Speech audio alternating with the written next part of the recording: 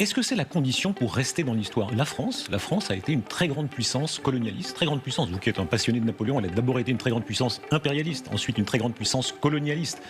Est-ce que c'est la condition, le dilemme est terrible, pour rester dans l'histoire, d'avoir cette sorte d'agressivité, ce sentiment de supériorité qui habite visiblement un Musk? De quelle histoire parle-t-on, monsieur Rochebin? Ce que vous me disiez, oui, la puissance militaire, non, mais... la vraie puissance économique. Oui, écoutez, la puissance militaire, depuis un certain nombre de décennies, on a vu à quel point elle était peu efficace. Toutes les guerres engagées par les États-Unis, elles ont été perdues.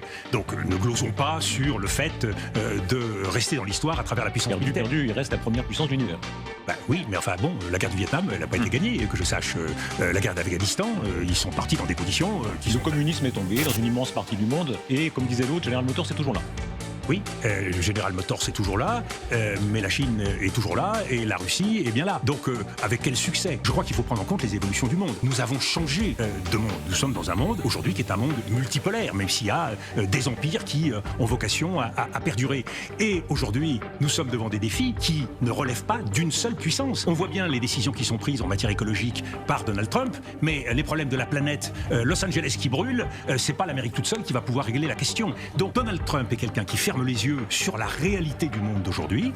Il croit que la puissance est susceptible d'aplatir l'ensemble de ses adversaires et même de ses partenaires.